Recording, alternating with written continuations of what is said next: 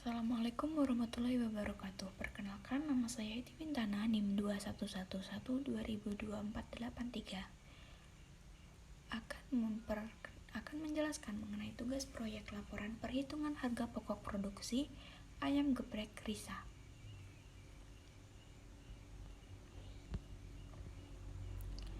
Pengertian akuntansi biaya. Menurut Mulyadi, akuntansi biaya adalah proses pencatatan, penggolongan, peringkasan, dan penyajian biaya, pembuatan dan penjualan produk dan jasa dengan cara-cara tertentu, serta penafsiran terhadapnya. Akuntansi biaya dalam penghitungan harga pokok produksi berperan untuk menetapkan, menganalisa, dan melaporkan pos-pos biaya yang mendukung laporan keuangan sehingga dapat menunjukkan data yang wajar. Akuntansi biaya juga menyediakan data yang berkaitan dengan biaya untuk berbagai tujuan. Salah satunya untuk menetapkan harga pokok penjualan. Maka, biaya yang terjadi dalam perusahaan harus digolongkan dan dicatat dengan sebenarnya sehingga memungkinkan penghitungan harga pokok produksi dilakukan secara teliti. Klasifikasi biaya. Menurut objek pengeluarannya, klasifikasi biaya ini merupakan dasar penggolongan biaya. Misalnya, nama objek pengeluaran adalah bahan bakar, maka semua pengeluaran yang berhubungan dengan bahan bakar ini disebut biaya bahan bakar. Kemudian menurut fungsi pokok dan dalam perusahaan, biaya produksi itu meliputi biaya bahan baku, biaya tenaga kerja langsung, dan biaya overhead pabrik. Biaya pemasaran meliputi biaya iklan, promosi, dan biaya angkut. Biaya administrasi dan hukum meliputi biaya gaji karyawan. Jika terdapat bagian-bagian tertentu, bisa dipisahkan biaya gaji karyawan bagian administrasi, bagian produksi, sesuai dengan bagian-bagiannya.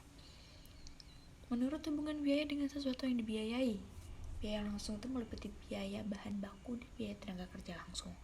Biaya tidak langsung meliputi biaya overhead pabrik. Metode penentuan harga pokok produksi. Metode ini dikelompokkan menjadi dua metode. Yang pertama adalah metode pokok pesanan, yaitu metode pengumpulan, di mana dikumpulkan untuk setiap pesanan. Jadi setiap pesanan itu harga pokoknya itu berbeda-beda di setiap pesanan. Jadi perhitungan pesanan satu dengan pesanan yang lainnya tidak bisa dicampur. Yang kedua adalah metode harga pokok proses, yaitu metode yang pengumpulan harga pokok produknya dikumpulkan untuk menjadi satu pesanan, yaitu pesanannya itu secara terus-menerus dalam satu jenis.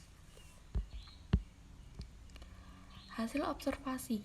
Dalam penyusunan tugas proyek ini, observasi yang didapatkan adalah sebagai berikut. Nama usahanya adalah ayam geprek Risa yang beralamat di Desa Kancilan, Jepara. Jenis usahanya adalah produksi makanan, yaitu berupa ayam geprek, dan jumlah karyawannya 4 orang. Jangka waktu observasinya adalah 1 Juli sampai dengan 2 Juli 2022. 1 Juli itu saya observasi bahan-bahannya yang diperlukan dan apa saja yang perlu dilakukan pada saat berbelanja itu. Kemudian di tanggal 2 Julinya adalah proses pembuatan ayam gepreknya.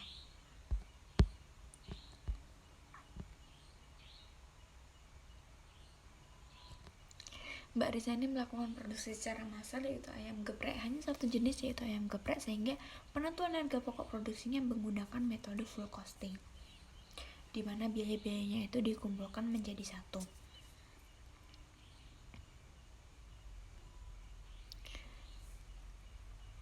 Jadi pada saat saya observasi itu, Mbak Risa ini membeli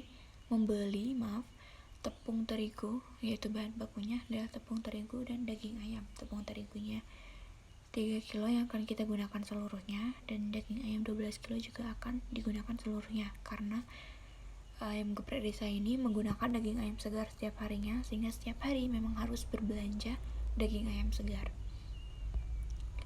Kemudian membeli bahan penolong.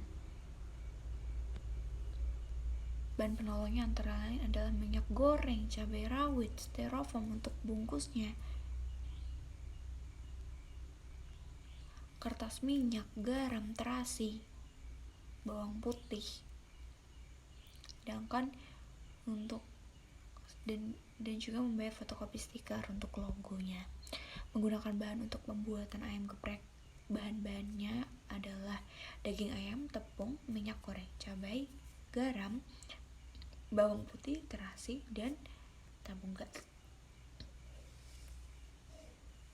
Kemudian membayar 4 upah karyawan, di mana setiap satu orang karyawan dibayar per hari sejumlah Rp60.000. Totalnya adalah Rp240.000. Selanjutnya menghitung biaya produksi. Total biaya produksi diperoleh dari biaya bahan baku, biaya bahan penolong, biaya tenaga kerja langsung, dan biaya overhead pabrik, di mana kita peroleh Rp465.000 dari harga tepung dan daging ayam, lalu kita memperoleh Rp69.000 dari biaya bahan penolongnya, dan biaya tenaga kerja langsungnya memperoleh Rp240.000, kemudian biaya overhead pabriknya Rp35.000, sehingga menghasilkan total biaya produksinya Rp829.000. Perhitungan harga pokok produksi adalah total biaya produksi dibagi dengan total produksi ayam geprek. Jika kita menghasilkan total biaya produksinya Rp829.000, dengan 12 kg daging ayam kita bisa menghasilkan 96 pieces ayam geprek. Sehingga 829.000 dibagi dengan 96 adalah 8.626. 8.636.000. Kemudian laporan harga pokok produksinya per 1 Juli 2022 dihasilkan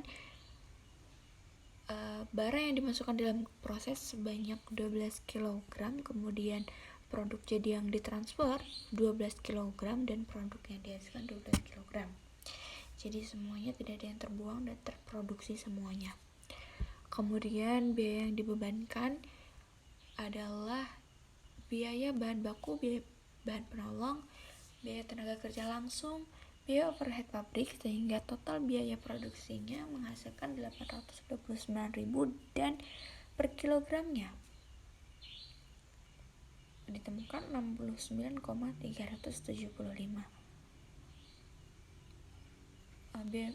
Total per kilogram ini dihasilkan dari biaya total dikali 100% dibagi dengan 12 kg. Kemudian perhitungan biaya harga pokok produk jadi yang ditransfer ke gudang adalah 12 kg dikali dengan total per kilogram, menghasilkan Rp829.000.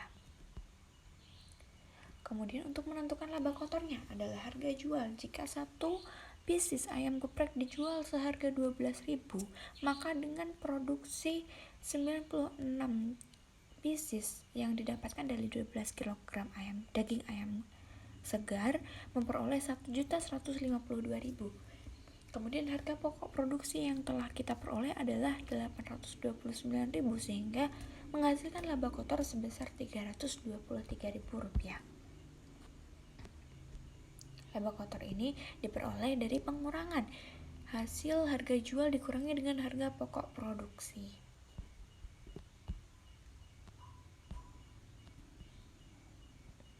Kemudian berikut adalah tampilan ayam geprek Risa. Bisa kita lihat ketika metode pengulakannya ini dilakukan dengan cara memenyet. Jadi ulakannya ini ditekan, kemudian hanya di maju mundurkan atau disampingkan gitu, tidak diulek yang dilebur. Dan sambalnya ini juga digabungkan, jadi digabung dengan daging ayamnya, tidak hanya dioles di bagian atasnya saja. Dan tampilan ketika disajikan akan seperti ini.